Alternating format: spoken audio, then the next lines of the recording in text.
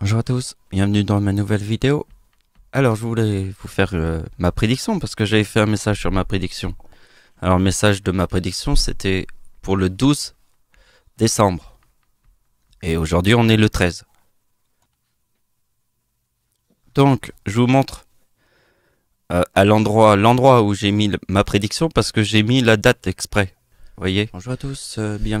Ça c'est dans ma vidéo qui s'appelle Tout est une simple coïncidence, impossible de prouver une théorie.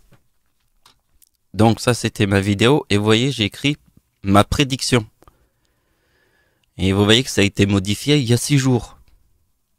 Et vous voyez que la date où j'ai publié la vidéo, le 4 décembre. Ça je l'ai...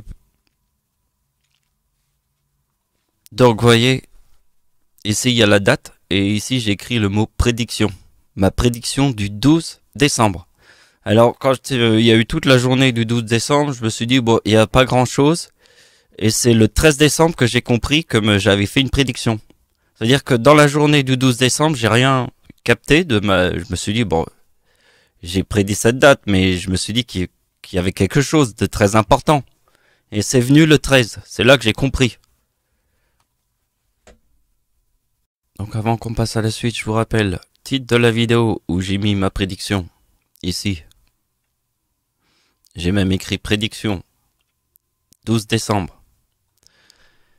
Bon, ça on va pas le faire. Là pour le moment on va passer à autre chose. Donc je vous explique comment ça s'est passé. C'était le 13 décembre. Je regardais les informations du journal de 13h. Et là, ils ont passé les trucs sur les tempêtes. Et tout de suite, je me suis dit, eh bah tiens, voilà ma prédiction. Et la tempête, elle a commencé à 23h du matin. Et les vents qui ont été les plus forts ont été enregistrés à 142 km/h. Et dans l'Aveyron, alors en plus, j'ai un souvenir très important avec l'Aveyron, puisque c'est le seul endroit sur Terre où j'ai failli mourir. D'un ulcère du duodénum perforé, c'était pendant mes vacances, plein milieu de mes vacances avec des amis. J'étais avec tous mes potes. Et j'ai failli mourir d'un ulcère du duodénum perforé. Là-bas, dans l'Aveyron. Et je sais que c'est l'année 1996 parce que je l'ai retrouvé dans l'agenda de ma grand-mère.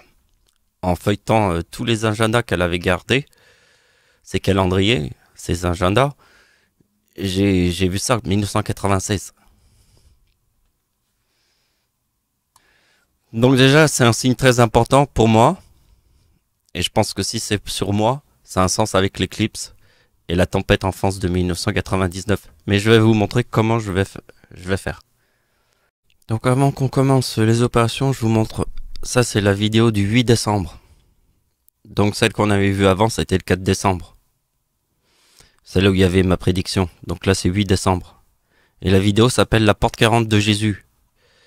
Et c'est très important ici parce que ici, vous voyez, c'est moi l'inventeur de cette opération. Comme je suis l'inventeur de cette opération, il y a mon nom et prénom dans ma création. Et le soir de Noël. Pourquoi Noël? Parce que le chiffre 39 est dans le mot Dieu.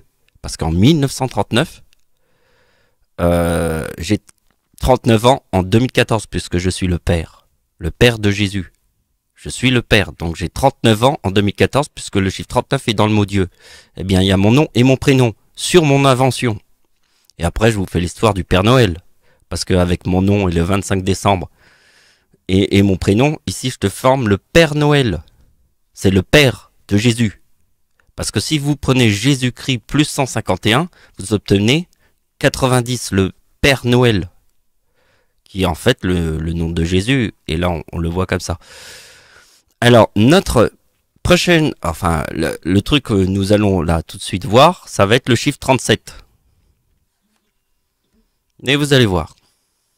Je vais commencer par vous montrer directement la fin. Puisque tout à l'heure, on était en train de regarder mon nom et mon prénom est Jésus-Christ.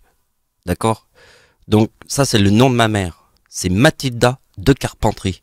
Le nom de la mère de Dieu. Notre Père à tous. Et ça forme Jésus-Christ sur la date de naissance de ma mère. C'est très important parce que Jésus-Christ, c'est 151.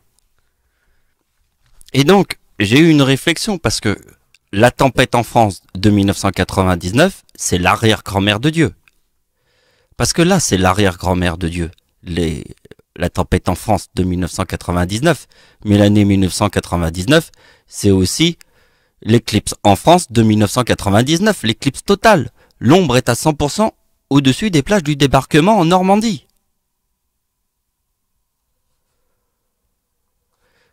L'ombre de l'éclipse était à 100%. Et l'année 1999, c'est la plus grande de toutes les tempêtes en France. Et c'est le 2037. Et le 25 décembre, c'est un jour avant. Et le chiffre 37, c'est Jésus. 37 plus 37 égale 74. C'est le chiffre 37, la température du corps humain. C'est le chaud. Donc vous avez vu que dans le mot chaud, c'est 37. Et une tempête, c'est quoi? C'est le chaud et le froid. Et c'est quoi? Un ouragan, c'est le chaud et le froid. Une tornade, c'est le chaud et le froid. Un cyclone, c'est le chaud et le froid. Et le Christ, c'est le chaud et le froid. Puisque le chaud égale 37. Si je fais 37 plus 37 égale Jésus. Donc on avait étudié toute la logique du yin et du yang qui était le plus 1. Donc 25 décembre, c'est un jour avant la tempête, c'est plus 1. Toute l'histoire du yin et du yang, c'est la compréhension du plus 1. Il y a toujours un plus 1. Mais pour le comprendre, il faut utiliser des signes, comme je vous montre.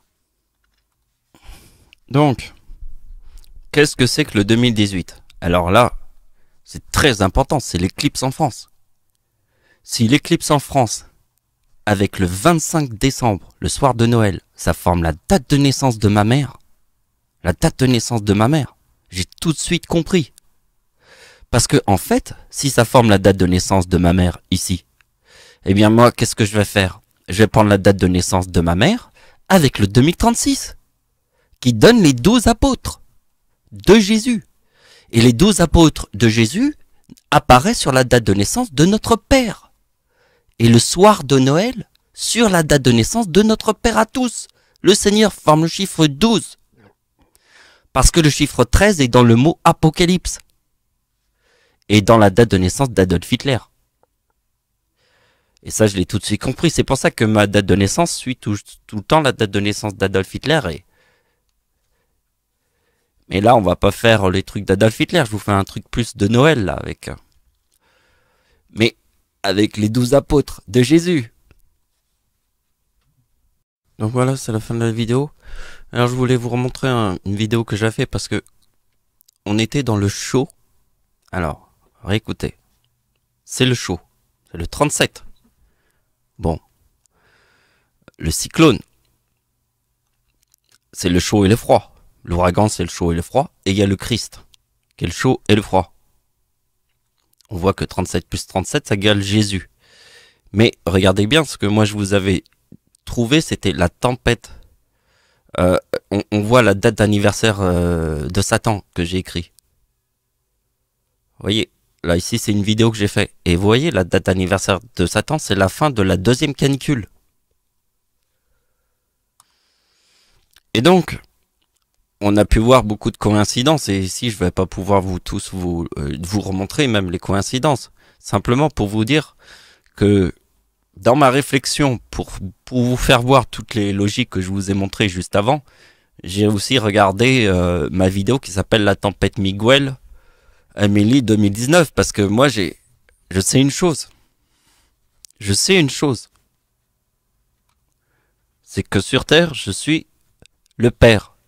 Et le Père, il peut trouver la date de naissance de Satan sur Terre. Et la date de naissance de Satan, c'est ça. 26 juillet. Et ça fait former la fin de la canicule. Et la fin de la canicule, c'est le chaud et le froid. Donc on revient à ce tableau. Quelle était la logique du chaud et du froid? Ouragan, tornade, Christ et cyclone.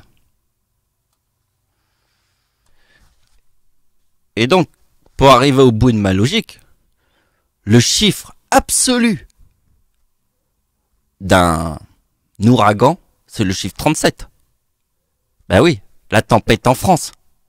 La tempête en France était un jour après Noël. Ça, c'est 2036. Plus un jour et la tempête en France. 2037. Voilà, c'est la fin de la vidéo. Merci de m'avoir suivi. Au revoir.